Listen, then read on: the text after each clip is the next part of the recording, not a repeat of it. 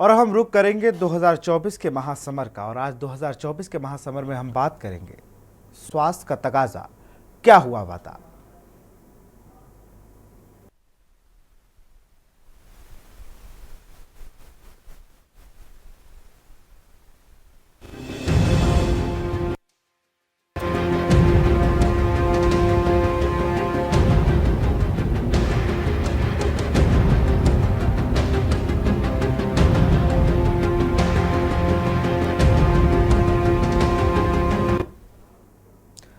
अच्छा स्वास्थ्य हमारे जीवन के लिए वरदान माना गया है।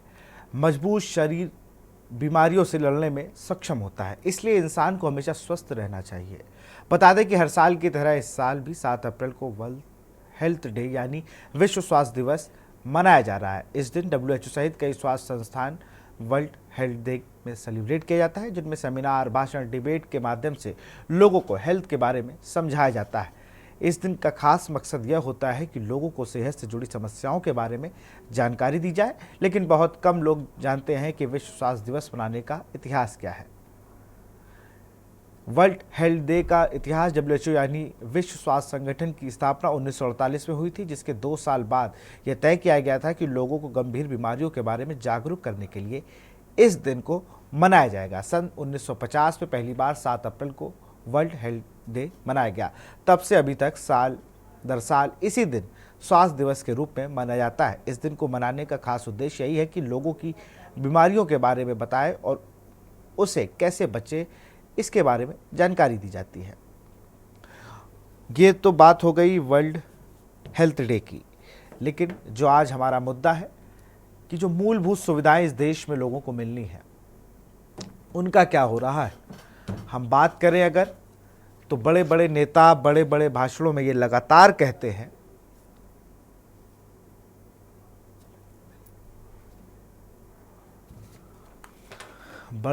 ये बात करते हैं कि भाई हमारी सरकार बन जाए या हम आ जाएं तो हम एक अलग तरीके की व्यवस्था बनाएंगे, हम स्वास्थ्य, शिक्षा, पानी, रोजगार सब पे खूब बड़े बड़े भाषण होते हैं, लेकिन धरातल पर चीज़ें कहाँ हैं। जो सरकार जाती है वो करंट टॉपिक को अपना मुद्दा बनाकर, या जो विपक्ष होता है करंट टॉपिक को मुद्दा बनाकर उसको अपने न्याय पत्र, घोषणा पत्र, संकल्प पत्र और तमाम पत्रों में उसको ले आता है। लेकिन स्वास्थ्य फिर उन जो टॉप पे जो नाम होने चाहिए, उन जिनमें से एक स्वास्थ्य भी है, वो सबसे नीचे आ जाता है।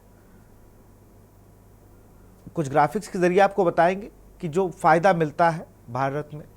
सबसे पहले स्वास्थ्य पर खर्च कितना है। 2024-25 के लिए स्वास्थ्य क्षेत्र में केवल 90,171 करोड़ रुपए आवंटित किए गए हैं। अनुमानित सकल घरेलू उत्पाद में 3,27,71,808 करोड़ रुपए देखते हुए 2.5% पर स्वास्थ्य अनाटन 8,19,000 होना चाहिए था।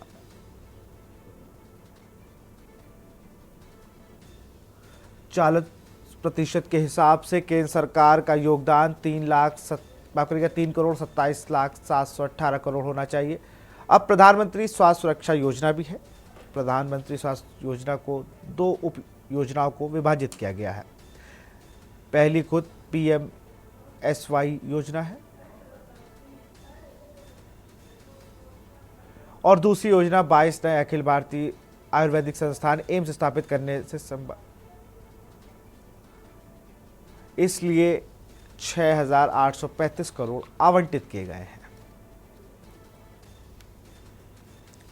वर्ष 2023-24 के लिए प्रधानमंत्री स्वास्थ्य सुरक्षा योजना के लिए बजट आवंटन 3,365 करोड़ रुपए था। केंद्रीय क्षेत्र की इन योजनाओं में राष्ट्रीय स्वास्थ्य मिशन के लिए बजट आवंटन 2022-23 में 28 करोड़ से लेकर 2,900 करोड़ तक पहुंचा है। प्रधानमंत्री जन आरोग्य योजना के लिए 6,412 करोड़ से बढ़ाकर 7,200 करोड़ रुपए कर दिया गया है। अब आयुष्मान योजना की पात्रता क्या है। ये एक सरकार की बड़ी योजना है जिससे सबका इलाज मिल सके। जिनकी आय 2.5 लाख रुपए से कम हो, उनको आयुष्मान कार्ड धारकों का बन सकते हैं। वो PMJAY लाभार्थी सूची में सूचीबद्ध व्यक्ति आयुष्मान योजना के लिए वेदन करने के पात्र हैं। आयुष्मान भारत प्रधानमंत्री जन आरोग्य योजना के तहत अब तक 30 करोड़ से अधिक आयुष्मान कार्ड बनाए गए हैं। सबसे ज्यादा आयुष्मान कार्ड उत्तर प्रदेश में बनाए गए हैं।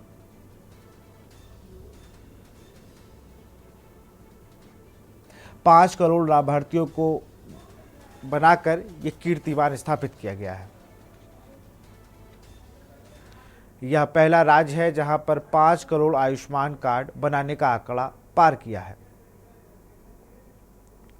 5 साल पहले यह योजना केंद्र सरकार की तरफ से लागू की गई थी।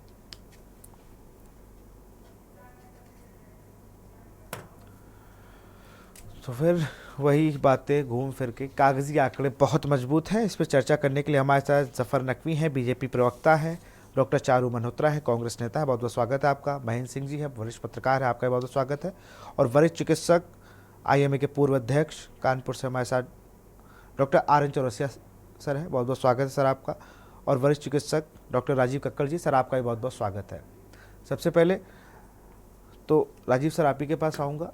किस तरीके से देखते हैं कि अभी मैंने आंकड़े भी बताए, और वर्ल्ड हेल्थ डे है, इसके बारे में लोगों में जागरूकता अब तक कितनी है? बिल्कुल सही कहा है कि आज के दिन लोगों को वर्ल्ड हेल्थ डे मनाने के लिए WHO जो वर्ल्ड हेल्थ ऑर्गेनाइजेशन है उसकी शुरुआत 1948 में उसके 2 साल बाद से शुरू करी गई थी।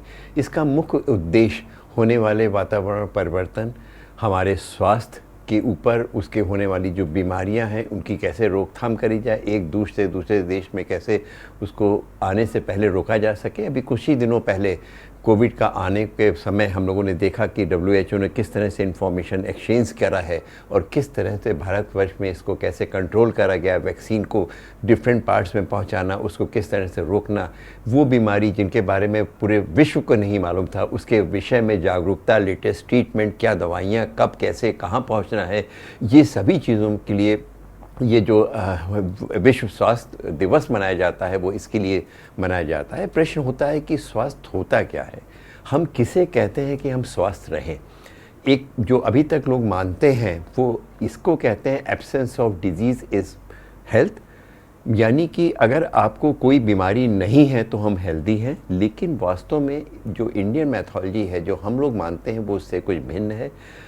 केवल हम लोग ये मानते हैं केवल हम लोग का मेंटल फिज़िकल वेलबींग ही है, और जो आयुर्वेद कहता है कि वो नहीं किसी चीज़ की अति हो, नहीं किसी चीज़ की कमी हो, और हम लोग फिज़िकली मेंटली बिल्कुल फिट रहें, बिल्कुल स्वस्थ रहें और हम अपने कार्य को सुचारू रूप से कर सकें, हमारा वातावरण स्वच्छ हो, हमारे खाने पीने की चीज़ें ठीक हों, हम क्या खा रहे हैं, हम कब व्यायाम कर रहे हैं, समय पर सोएं, समय पर जागें, और नहीं केवल अपने आप को स्वस्थ रखें, अपने परिवार, अपने आसपास और विश्व को एक परंपरा है उसको हम लोग स्वस्थ रखने का एक माध्यम है जो कि हम लोग आसपास फैला सकते हैं।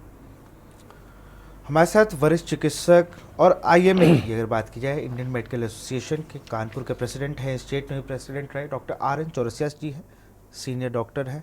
सर आपके लिहाज से अगर बात की जाए, जो बजट आवंटित होता है, जिस तरीके से आज जो देश में स्वास्थ्य के हालात है या पूर्व में रहे, लेकिन चूँकि आप आईएमए से जुड़े रहे हैं लगातार, अगर बात की जाए तो डॉक्टरों में आपने जो राजनीतिक सफ़र है वो किया, तो कितना इम्पॉर्टेंट होता है अगर चुनावी मुद्दों में आप स्वास्थ्य को सबसे नीचे रखें या कहीं और पीछे रख दिया गया है इस देश में?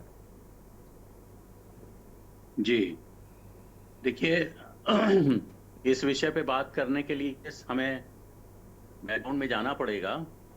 हमारे यहाँ शुरू से ही स्वास्थ्य पे जो बजट रहा है वो सबसे कम रहा है। यहाँ तक कि बहुत छोटे छोटे देश हमारे आसपास में जो हैं हमारा बजट कम रहा है। तो ये खुद ब खुद ये प्रदर्शित करता है कि बजट स्वास्थ्य के प्रति हम कितने जागरूक हैं।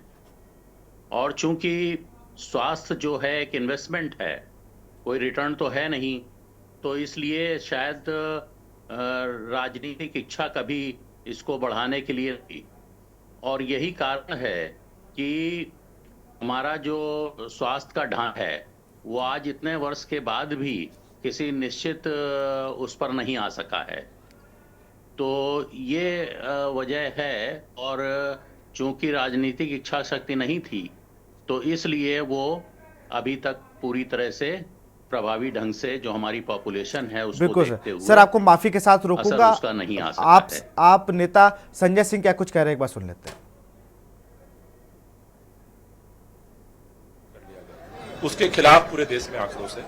ये आम आदमी दिल्ली से सरकार लेकर में के आप देश के पर्यावरण हर मंत्री कोने में, गोपाल दुनिया के अंदर राय हैं। आज अमेरिका में, ऑस्ट्रेलिया में, जर्मनी में, कनाडा में, नॉर्वे में, तमाम जो है पश्चिमी देशों में आज लोग उपवास पर हैं, एक ही बात के लिए कि अरविंद केजरीवाल जो लड़ाई लड़ रहे हैं वो लड़ाई जारी रखें। पूरा देश उनके साथ खड़ा है। इस तानाशाही को खात्मा करना, इस देश के संविधान और लोकतंत्र को बचाना आज सबसे बड़ी जिम्मेदारी है। अरविंद केजरीवाल की इस गिरफ्तारी के खिलाफ, तानाशाही के खिलाफ, लोकतंत्र और संविधान की रक्षा के लिए ये जो लड़ाई आगे बढ़ रही है, ये लड़ाई अब पूरे देश में और आगे बढ़ेगी और लोकसभा चुनाव में जेल का जवाब वोट से दे करके भारतीय जनता पार्टी का सफाया करेगी। गोपाल जी क्या फर्क पड़ता है इससे? नहीं सर, आपको सिर्फ भी होता है ना, 2 लाइन बोलिए।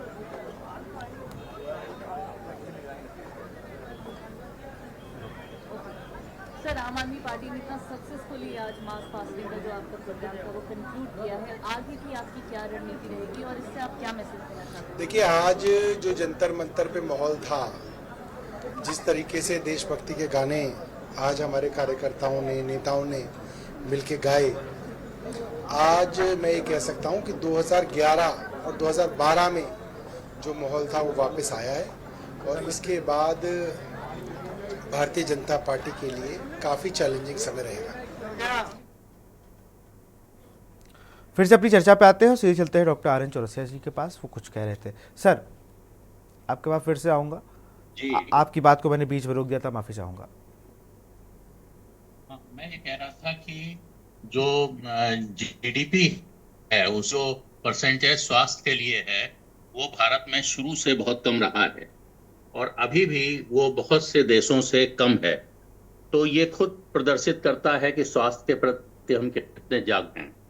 और नेचुरली ये स्वास्थ्य का जो इशू है वो कोई प्रॉफिट का इशू नहीं है, कोई गेन का इशू नहीं है, लेकिन डेफिनेटली अगर स्वास्थ्य अच्छा है तो हमारी परफॉर्मेंस बढ़ती है, हमारी पॉपुलेशन की हेल्थ अच्छी रहती है और उनके बीमारी में पैसे कम खर्च होते हैं।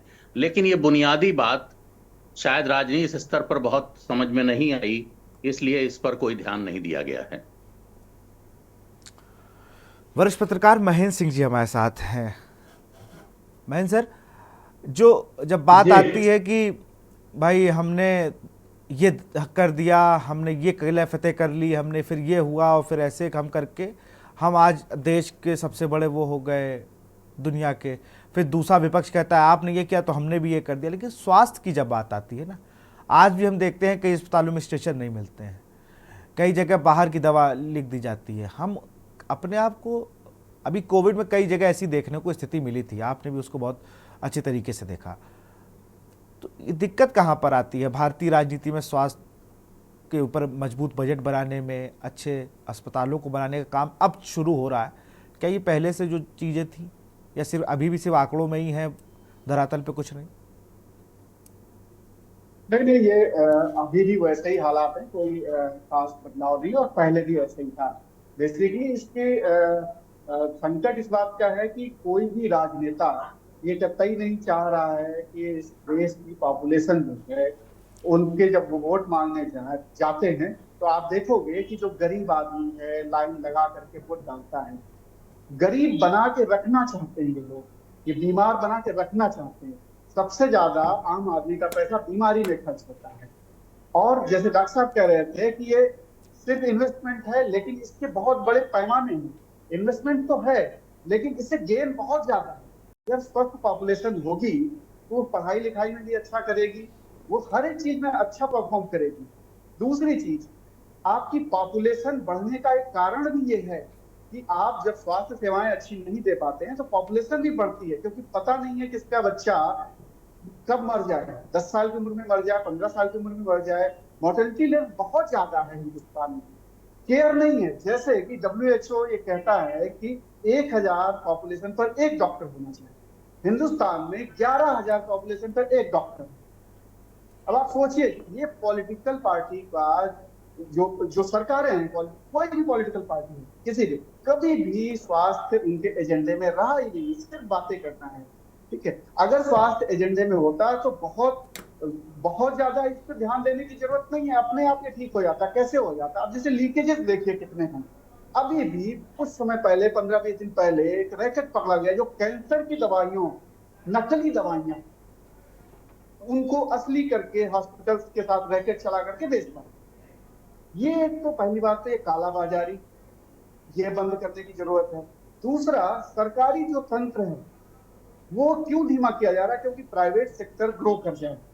प्राइवेट सेक्टर की ग्रोथ के जैसे कि बीएसएनएल चला गया, याद हो आपको, ऐसे ही स्वास्थ्य को अभी आयुष्मान कार्ड का भी, मैं सर आपको याद हो तो आयुष्मान कार्ड को लेकर भी एक बड़ा घोटाला सामने आया था अस्पताल।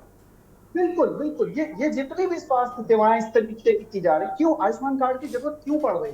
मैं कह रहा हूँ कि पूरी पॉपुलेशन को आप कह दीजिए कि इलाज फ्री में होगा। जैसे कानपुर हेल्थ हॉस्पिटल है, 1 रुपए में पर्ची बनती थी, आज भी शायद बनती होगी। ठीक है, सारी चीजें फ्री होती थी, लेकिन अब धीरे धीरे कटौती करना शुरू कर दी जाती है। ये दवाइयां नहीं, ये दवाइयां नहीं, ये चीजें बाहर से लानी पड़ेंगी, ये सारी चीजें यहाँ से करनी पड़ेंगी। सरकारी स्वास्थ्य तंत्र को आज भी आप देखेंगे, मेडिकल कॉलेज, सरकारी मेडिकल कॉलेज में ही पढ़ना चाहता है बच्चा।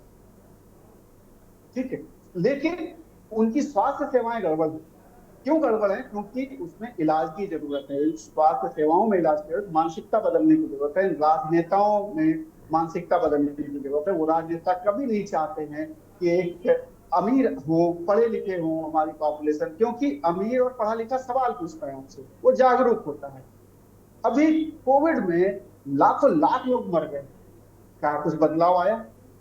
कहीं उसके बाद बहुत धन आवंटित किया गया कि ये होगा, ये होगा, ये होगा। क्या आप कानपुर के किसी भी हॉस्पिटल में चले जाइए कैमरा लेकर के, आप देख लीजिए, हकीकत आपको सामने आ जाए। प्रदेश के किसी भी जगह पे चले जाए, देश के राजधानी में चले जाइए, हालात बहुत बुरे हैं, भीड़ ही भीड़ आपको मिलेगी। क्यों भीड़ है? इसीलिए भीड़ है कि आपको जो प्राथमिक स्वास्थ्य केंद्र थे, उनके पूरी संरचना को, उनके पूरे सपोर्ट सिस्टम को आपने डैमेज कर दिया, खत्म कर दिया। पहले पंचायत स्तर पर प्राथमिक स्वास्थ्य केंद्र होता था, वहां पर 1 रुपए की पर्ची पे, 25 पैसे की पर्ची पे दवाई मिलती थी, छोटी छोटी बीमारियां वहीं ठीक हो जाती थी। जो नॉन कम्युनिकेबल बीमारियां हैं वो 60% है, जो फैलती हैं एक दूसरे से वो 40% है, जिससे मौत होती है लोगों की। तो ये अगर आप आंकड़े देखेंगे, जो हेल्थ सेक्टर के आंकड़े हैं, उसमें लीकेजेज अगर खत्म कर दिया जाए, थोड़ी सी विल पावर हो जाए, तो और थोड़ा सा बजट बढ़ा दिया जाए, तो ये स्वास्थ्य सेवाएं ठीक हो सकती हैं। लेकिन ये न विल पावर है, न बजट बढ़ाना है, उसके पीछे मंशा साफ है। ऐसा नहीं है कि नेता जानता नहीं, जानता है, नहीं सरकार चला रहा, देश चला रहा, तो क्या पता नहीं है। लेकिन जनता को आपको वैसे ही रखना है कि वो लाइन में लग के आपके लिए वोट करे। गरीब रहेगी तभी लाइन में लगेगी, आपके पास जाएगी, हाथ जोड़ेगी आपसे। अगर अमीर हो जाएगी, आपसे सवाल पूछेगी, अपने अधिकारों की बात करेगी। मूल मुद्दा यही है, वो अधिकारों की बात तक पहुंचे ही नहीं, वरना और कोई बात नहीं। चलिए, डॉक्टर चारू मल्होत्रा जी हमारे साथ हैं, कांग्रेस की नेता हैं और सबसे ज़्यादा आप ही लोगों ने शासनकाल में रहे, हमारा देश रहा, ऐसा पक्ष भी कहता है और आप विपक्ष भी है। तो स्वास्थ्य सेवाओं को लेकर अगर बात की जाए, आज़ादी से अब तक कुछ ज़्यादा महत्वपूर्ण कार्य नहीं हुए इस भारत में, हम लोग को मान लेना चाहिए। अब तक की बात मैं कर रहा हूँ, मैं पीछे कहीं कुछ छोड़ के नहीं आ रहा हूँ। देखिए, स्वास्थ्य का जहाँ तक सवाल है, मेरा ये मानना है कि जैसे इस बार वर्ल्ड हेल्थ डे पर एक स्लोगन दिया गया है हमें, माई हेल्थ माई राइट। ये सब इस बार की थीम है, और शायद ये थीम इसीलिए बनाई गई होगी कि हमारा ये एक फंडामेंटल राइट है कि कोई भी शासक, कोई भी सरकार अगर आती है तो ये उसके नैतिक कर्तव्य होता है कि अपने देश के नागरिकों को स्वास्थ्य की मूलभूत सुविधाएं प्रदान करें। ये कहना गलत होगा कि इससे पहले जो सरकार थी उन्होंने ऐसी कोई नहीं, एम्स वगैरह उन्हीं की सबकी देन है, और बहुत बड़ी संख्या में अस्पताल जो पुराने आपको दिखाई देते हैं। बस हाँ, ये जरूर कहूंगी कि जैसे जैसे जनसंख्या बढ़ती गई, वैसे वैसे स्वास्थ्य प्रदान करने वाली जो संस्थान है उनकी कमी रही। और उसके बाद की सरकार ने, पता नहीं, लेकिन प्रदेश स्तर पर तो मैं कह सकती हूँ कि बदायूं में पास में एक अस्पताल खोला गया। तो जिस मंशा से, जिस आदर्श को लेकर वो अस्पताल खोला गया, उसके बाद जब सरकार चेंज हुई और वर्तमान सरकार वहां पर आई, तो वहां पर स्थिति यह हो गई कि पहले तो डॉक्टर वगैरह की सुविधा दी गई, एम्स की पद्धति पर, पैटर्न पर ही वो बनाया गया, जिससे आसपास के काफी लंबे और बड़े क्षेत्र के लोग, गांव के जो हैं, उनको वो कवर कर रहा था। लेकिन आज स्थिति वहां ये है, क्योंकि वो पहले की सरकार ने बनाया है या जो भी बात रही होगी राजनीतिक, आज वहां पर मरीजों को चूहे काट रहे हैं। बहुत सारे बीमारियों के डॉक्टर्स नहीं हैं, उनकी नियुक्ति नहीं की जा सकी, नर्सों की बहुत कमी है, और जो मेंटेनेंस है, मशीनें, आप देखिए हर व्यक्ति को मेंटेनेंस चाहिए। जब हमें पेड़ को पौधा भी लेगा तो वो भी पानी चाहेगा, वो भी चाहेगा कि अगर बेल है तो उसको सपोर्ट मिले जिससे वो ऊपर बढ़े, उसे भी खाद चाहिए।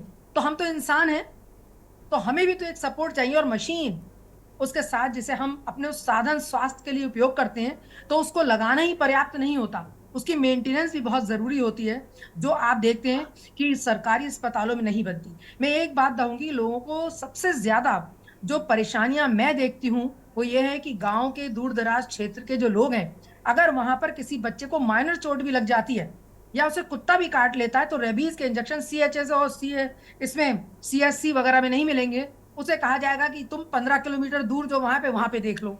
वो वहां जाएगा तो वहां से कहा जाएगा उधर देख लो, वो बेचारा उस इंजेक्शन के लिए परेशान हो जाएगा। तो स्थानीय स्तर पर अब तो हमने बहुत विकास कर लिया, हम विश्व गुरु बनने जा रहे हैं, जाने कौन से नंबर के, ये तो हमें नहीं पता, लेकिन विश्व गुरु की बात कही जाती है, तो किसी ना किसी नंबर के विश्व गुरु बनेंगे।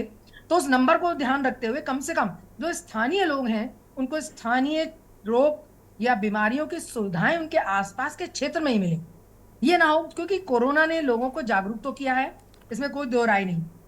अब हमारे घरेलू बजट में भी चिकित्सा का बजट हो गया है, और जो पढ़े लिखे लोग हैं, देखिए शिक्षा और स्वास्थ्य, जिस कंट्री ने इन दोनों चीजों को साध लिया उसी ने विकास किया। ये बात आप मानेंगे, जो पढ़े लिखा तबका है और ये होना भी चाहिए। इंश्योरेंस वगैरह बनाता है।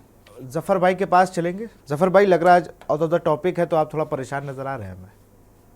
नहीं हो पाता, तो ये जो बिल्कुल काल में, चारू जी आपके पास आऊंगा, जफर भाई के पास चलूंगा। जफर भाई, आज मैं देख रहा था थोड़ा कि यही टॉपिक आज क्यों उठा लिया गया, स्वास्थ्य का। नहीं विशाल जी, मैं बहुत संतुष्ट हूं अपनी सरकार के तमाम उन कामों से, जैसे तमाम पैनलिस्ट ने बोला कि, और उन्होंने बताया कि बजट में हमने कटौती की। हम तो बजट को बढ़ाने की बात कर रहे हैं। अभी पिछले जो सेशन था उसमें 69,221 करोड़ से अब हम 90,171 करोड़ के बजट पे बात करते हैं। और आयुष्मान हेल्थ सेवा में, जिसमें हम पहले 2100 करोड़ पे के बजट को रिलीज किया था, हम 4108 करोड़ के बजट को रिलीज करते हैं। आज भारत में हम 30 करोड़ से ज्यादा आयुष्मान कार्ड देके लोगों को स्वास्थ्य सेवाएं दें। जैसे हमारे आदरणीय महेंद्र भाई, वरिष्ठ हमारे पत्रकार भी हैं, और हमारे बड़े भैया भी, मैं उनको बताना चाहूंगा, जैसे अभी आपने बताया महेंद्र जी कि आर्थिक स्थिति लोगों की डिस्टर्ब हुई है, जिनके मासिक आय 20,000 के ऊपर अप्रोक्सीमेट है, हम 2-2.5 लाख के एनुअल इनकम के उस पे कॉलम पे अगर हम दे, जिनके घर में आर्थिक स्थिति में 20,000 रुपए महीने की भी आर्थिक जिनकी कमाई है, उनको भी हम स्वास्थ्य सेवाओं के लाभ देते हैं। आयुष्मान कार्ड सिर्फ एक निम्न वर्ग के व्यक्ति के लिए नहीं, आयुष्मान कार्ड तमाम उन लोगों के लिए हम आगे भी इनरोल कर रहे हैं। हम 30 करोड़ के ऊपर भी इनरोलमेंट कर रहे हैं और तमाम लोगों को स्वास्थ्य सेवाएं दे रहे हैं। और प्रधानमंत्री नरेंद्र मोदी जी का मैं हमेशा इस चीज को कहता हूं कि वो उन लूप होल पे काम करते हैं जिसमें पिछली सरकारों ने काम नहीं किया।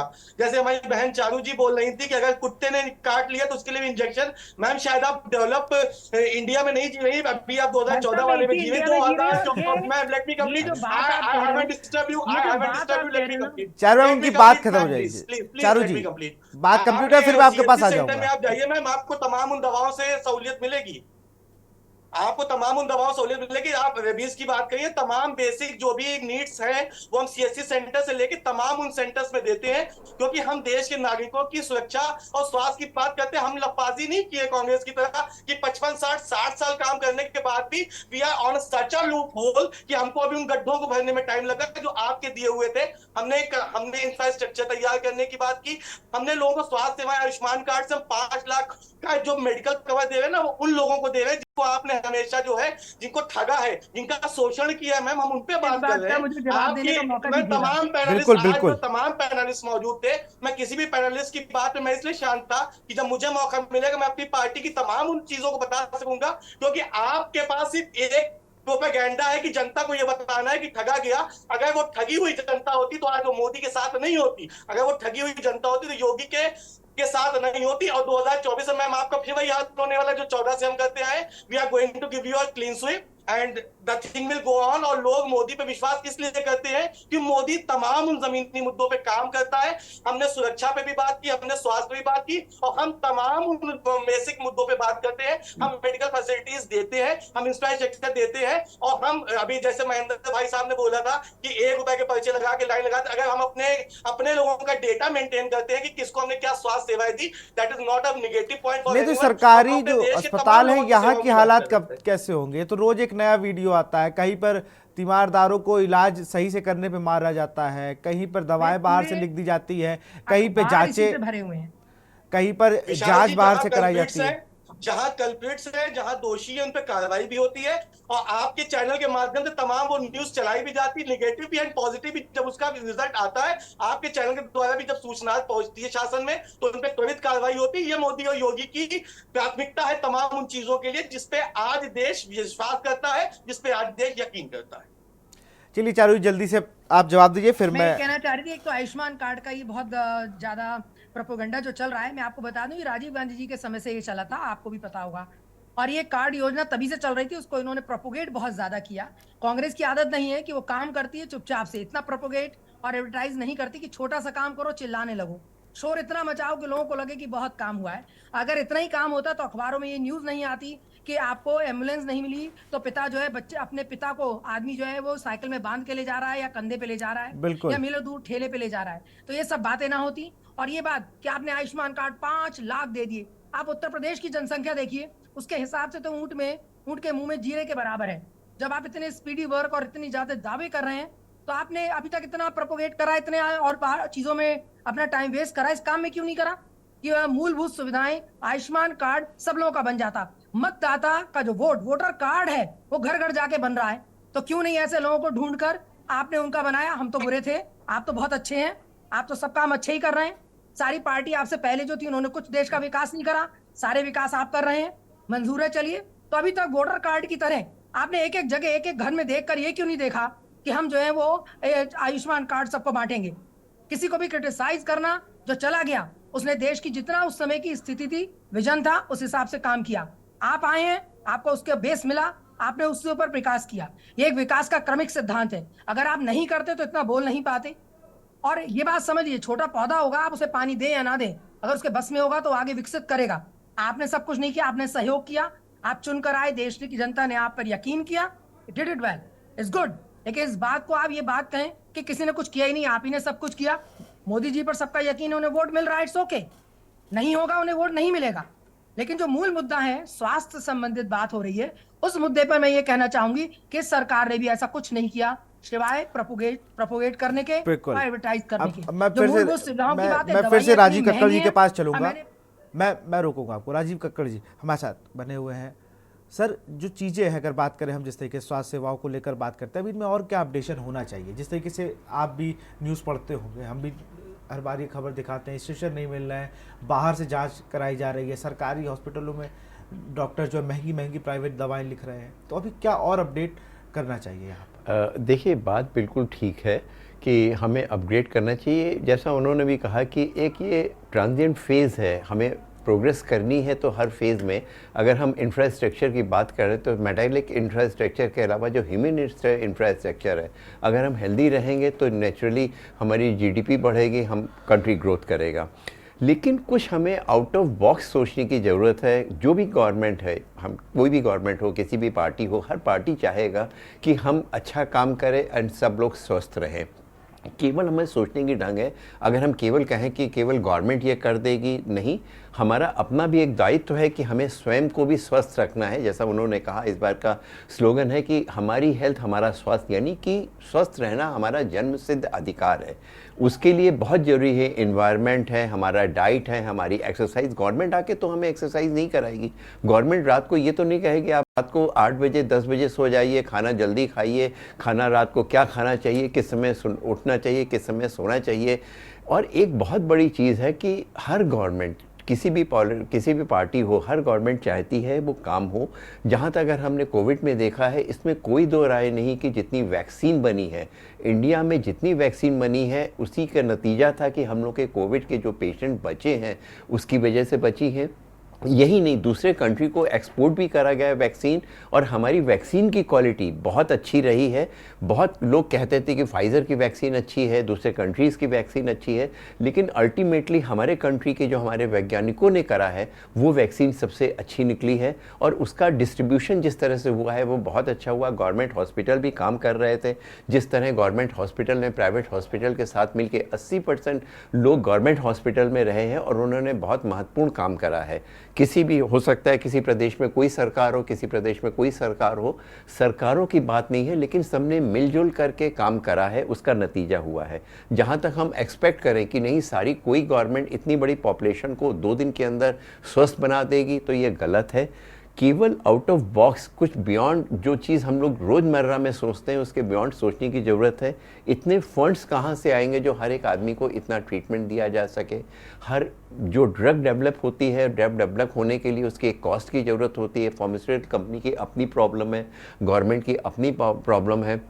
अगर हम एक मोबाइल को चार्ज करते हैं 150-200 रुपये लेते हैं, अगर हम 1 रुपये एक्स्ट्रा ले लें और उस एक्स्ट्रा रुपए से उसका इंश्योरेंस ले लें, सोचिए हर महीने में कम से कम आराम से पेट्रोल बढ़ाते हैं, केवल 1 रुपये या 50 पैसा भी उसमें एक्स्ट्रा ले लें तो अपने आप हम अपने आप को इंश्योर कर सकते हैं। ना गवर्नमेंट के ऊपर उतना लोड पड़ेगा, ना किसी के ऊपर। अगर कुछ थोड़ी सी प्लानिंग, कुछ थोड़ा सा अगर हम लोग कर लेते हैं तो इससे बहुत कुछ फ़र्क पड़ेगा। ना गवर्नमेंट के ऊपर लोड पड़ेगा, नहीं जनरल पब्लिक के ऊपर एफोर्ड करेगा। अगर आज हम हर आदमी एक स्मार्टफोन ले रहा है, हर आदमी पेट्रोल बढ़ा रहा है, डीजल बढ़ा रहा है, जितनी बार वो इन्वेस्ट करेगा, जितनी बार वो लेगा, अगर हर रेस्टोरेंट में जाकर वो पार्टी कर रहा है, अगर उसको ले करके अगर अपने आप को अपग्रेड करता जाएगा तो छोटे से छोटा आदमी इंश्योर हो जाएगा। गवर्नमेंट जो एक पर्टिकुलर क्लास के लिए कर रही है वो करे, उसके अलावा एक हेल्थ इंश्योरेंस, आपका लाइफ इंश्योरेंस, इन्वायरमेंट के बारे में, ये सारी चीज़ें अगर कुछ हम लोग कर लें। अब वो ज़माना बदल गया है कि बीमारी होगी तब हम उसको ट्रीट करेंगे। अब है कि prevention is the best thing. बीमारी होने से पहले अगर हम उसको प्रिवेंट कर सकते हैं तो वही हमें स्वस्थ रह सकता है। कब हमें खाना है, कब हमें सोना है, कितने घंटे हमें सोने की ज़रूरत है, बच्चों को कितना प्रेशर देना है, साइकोलॉजिकल प्रॉब्लम जो हो रही हैं, डिप्रेशन है, सुसाइड है, रोड एक्सीडेंट्स हैं, ये सारी चीज़ें भी हेल्थ में आती हैं। केवल हम ये सोच लें कि ये बीमारी हुई है, पहले स्मॉल पॉक्स था, अब कोविड आ गया, वायरल इन्फेक्शंस हो रहे हैं। दिन पे दिन वायरस अपना जो बैक्टीरिया है, जो इन्फेक्टिव डिजीज़ेस हैं, अपना प्ररूप बदल रही हैं। हमारी बॉडी का एक जो रेजिस्टेंस है उसको हम किस तरह से बिल्ड कर सकते हैं। खाने पीने की जो रोड साइड चीज़ें मिल रही हैं उनके अलग नॉर्म्स होते हैं, उनकी क्वालिटी मेंटेन के लिए हम लोग क्या कर रहे हैं। ये सारी चीज़ें मिल करके, बैठ करके, सारी पार्टीज़ मिल करके अगर इसके ऊपर एक कंस्ट्रक्टिव वर्क करें तो अल्टीमेटली गवर्नमेंट के साथ में हम लोग सभी को प्रोग्रेस होगी, हम लोग को सभी की उन्नति होगी। इसलिए कुछ प्लानिंग की ज़रूरत है। हम लोग बहुत सारी चीज़ें हैं, ट्यूबरक्लोसिस की मेडिसिन गवर्नमेंट दे रही है, फ्री में दे रही है। कुछ मेडिसिन जो कैंसर की मेडिसिन में उनके ऊपर टैक्स अगर ख़त्म कर दिया जाए, उनकी कॉस्ट को कम कर दिया जाए, जो हम लोग जो मेडिसिन जो अब कहते हैं जेनरिक मेडिसिन हैं, लेकिन क्या आईसीयू में हम लोग क्या सारी मेडिसिन लगा सकते हैं? उनकी क्वालिटीज़ में उसको कंप्रोमाइज़ तो नहीं कर रहे हैं कि उनका ट्रीटमेंट फ़र्क पड़े। जहां पेशेंट को 10 दिन दवाई देनी पड़ रही है, अगर हम क्वालिटी मेडिसिन देंगे क्या 5 दिन में वो ठीक हो सकता है? और सर एक चीज़ और भी है, जैसे हम बात करते हैं, जैसे आपने कहा कि ये जो दवाएँ हैं, अभी पिछले दिनों मैं कानपुर की, जफ़र भाई आपको बता दूँ, कानपुर की घटना, एक मेरे जानने वालों के मुंह पे कुछ ऐसा आया उनके कि उनको कैंसर डिटेक्ट होने की बात कही गई। उन्होंने जहां दूसरी जगह एक जांच कराई तो ऐसा कुछ नहीं निकला। सरकारी अस्पताल की बात कर रहा हूं मैं। और लगातार एक मीडिएटर है जो डेली फ़ोन करके उनको ये कह रहा है, अभी आप कह रहे थे ना कि कार्रवाई होती है, कोई कार्रवाई अभी तक हुई नहीं। मैंने तो भी 2 बार फ़ोन किया वहाँ, तो वो कह रहे हैं कि आप अगर नहीं कराएंगे तो आपका पूरा एक तरफ का फेस हटाना पड़ेगा, ये करना पड़ेगा। तो ये जो बाहर से अल्ट्रासाउंड करा लाओ, बाहर की जांच मानेंगे, इस पर कोई, जब आप, ये मेरा आपसे रिक्वेस्ट है कि आप जब और लोगों से मिले तो उन पर जरा एक बार इस पर ज़रूर विषय पे चर्चा करिए कि भाई इनको भी रोकें, क्योंकि जो सरकारी अस्पतालों में जो प्राइवेट लोग घुस गए हैं ना, वो कहीं ना कहीं स्वास्थ्य सेवा को बिगाड़ने का काम कर रहे हैं। मैं आर.एन. चौरसिया जी के पास आऊँगा। सर, आप आईएमए के इतने लंबे समय तक अध्यक्ष रहे, स्टेट आईएमए के अध्यक्ष रहे। आईएमए का रोल क्या होता है जब स्वास्थ्य विभाग का बजट आवंटित होता है, क्या इनकी तरफ से मांग रखी जाती है कि इस बार इंडियन मेडिकल, दिल्ली से अगर बात की जाए पूरे देश की, क्या यहाँ से भी मांग रखी जाती है कि भाई अब इस बार इतना बजट सरकार को रखना चाहिए? ये महत्वपूर्ण जी, बिंदु है। इंडियन मेडिकल एसोसिएशन, जैसा कि आप जानते हैं कि ये विश्व की सबसे बड़ी संस्था है, डॉक्टरों की संस्था है, और भारत सरकार की कंटिन्यूअस टच में रहती है। हमारा भी हेडक्वार्टर दिल्ली में है, जो बराबर भारत सरकार के नुमाइंदों से संपर्क में रहता है और समय समय पर उनको अपना राय और मशवरा देता है। लेकिन बात यह है कि अगर मेडिकल की बात है तो उसमें जो बात समझने काबिल है, जैसा भी डॉक्टर कक्कड़ कह रहे थे कि हम क्यूरेटिव में जाते हैं, क्यूरेटिव तो हमारा पूरा नहीं है, लेकिन अगर प्रिवेंटिव में हमें है तो हम काफ़ी कुछ कम कर सकते हैं।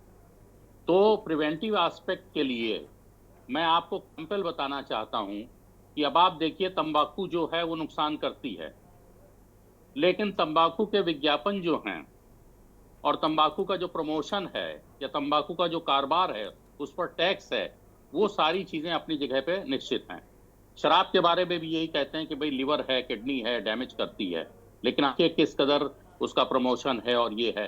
तो ये सरकार के जो काम हैं, प्रिवेंशन तभी हो सकेगा जब उसमें जनता के सामने केवल एक ऑप्शन होगा। एक तरफ आप प्रमोशन करेंगे, दूसरी तरफ उसको कहेंगे कि भाई नहीं ऐसे करो, तो ये पॉसिबल नहीं है।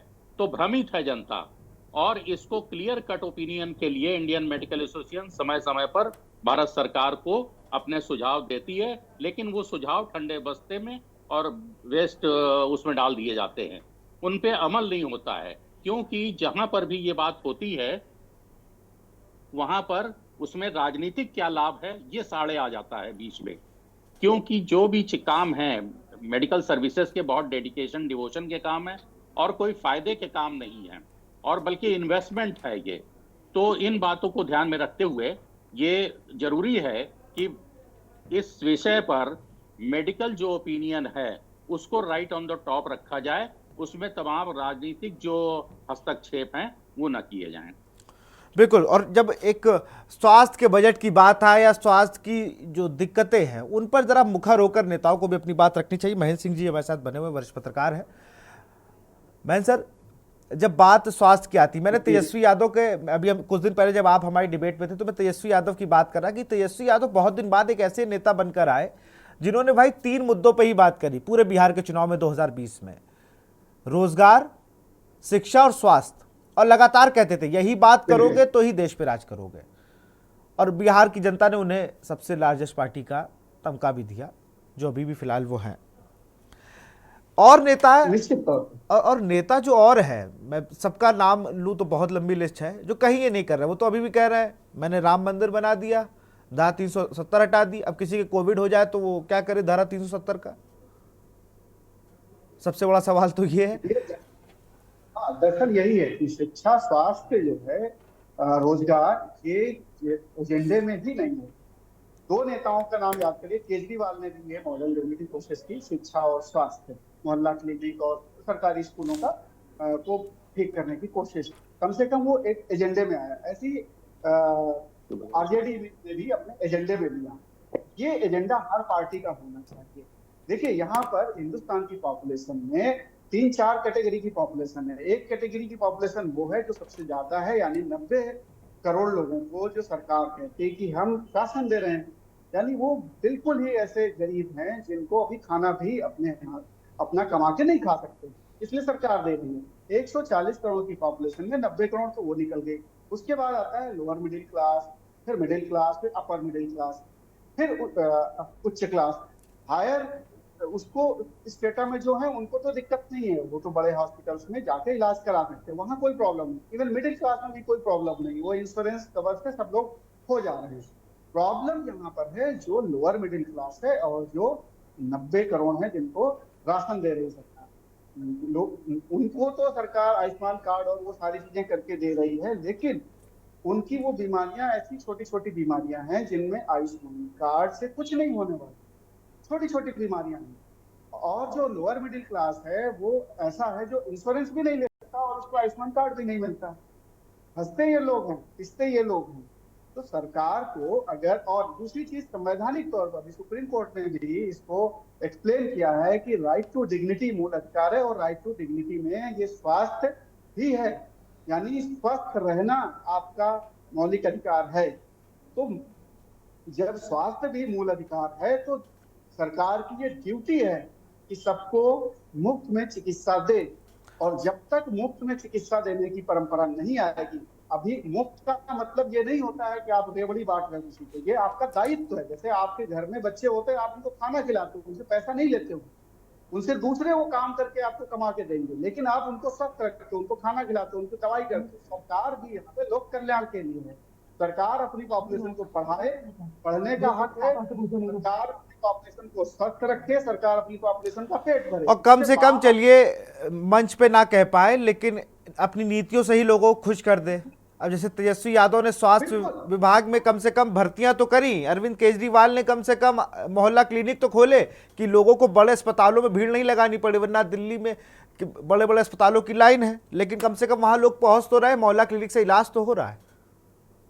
विशाल जी, और एक बात, आईएमए बेसिकली आईएमए सुझाव बहुत अच्छी देती है, लेकिन दिक्कत यह है आईएमए के पास वो अथॉरिटी नहीं है कि सरकार को अपने एजेंडे पे ला सके। ये बहुत दिक्कत है।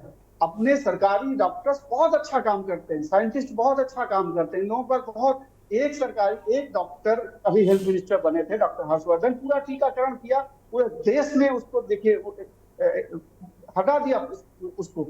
आप सोचिए उस टीकाकरण के माध्यम से बीमारी हट गई। ठीक, पोलियो की बात कर रहा हूं।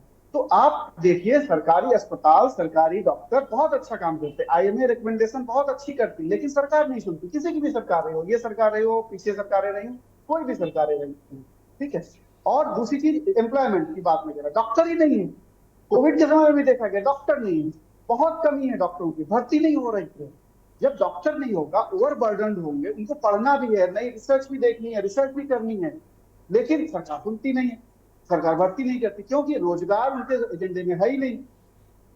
अगर रोजगार, स्वास्थ्य, शिक्षा ये एजेंडे में हो, शिक्षा भी, स्वास्थ्य, एजुकेशन भी हेल्थ का ही प्रोसेस है, हेल्थ एजुकेशन भी तो है, हेल्थ में रोजगार भी है, बहुत सारी चीजें। इवन जो पैरामेडिकल स्टाफ है वो भी कम है, बहुत दिक्कतें हैं। तो वो हर एक जगह पे, ये जफर भाई कह रहे थे कि बहुत कर रही सरकार, ठीक है बहुत कर रही है, लेकिन पर्याप्त नहीं है। बजट बढ़ाने की जरूरत है, प्रायोरिटीज तय करने की जरूरत है, शिक्षा और स्वास्थ्य में प्रायोरिटीज तय करने की जरूरत है। अगर आप वो शिक्षा में ही उसको नहीं ला सकते कि हम मेडिकल कॉलेज खोल रहे हैं लेकिन डॉक्टर भर्ती नहीं करेंगे, तो फिर मेडिकल कॉलेज का मतलब ही क्या रह गया? एम्स आपको क्या फर्क पड़ना, एम्स आपको उस तरीके, दिल्ली का जो एम्स है वैसा क्या कोई एम्स बन पाया? आज तक नहीं बन पाया, नाम बदल गया लेकिन नहीं बन पाया। बिल्कुल, वो भरोसा कहाँ पे हो गया, नहीं ला पा रहे वो भरोसा। डॉक्टर नहीं है, स्टाफ नहीं है, तो भरोसा नहीं। मशीनें आपने लगा दी, ठीक है, मशीन थोड़ी ऑपरेट करने वाले लोग नहीं है, मशीन का ऑपरेट करने वाले लोग नहीं है। फाइनल कमेंट में लूंगा।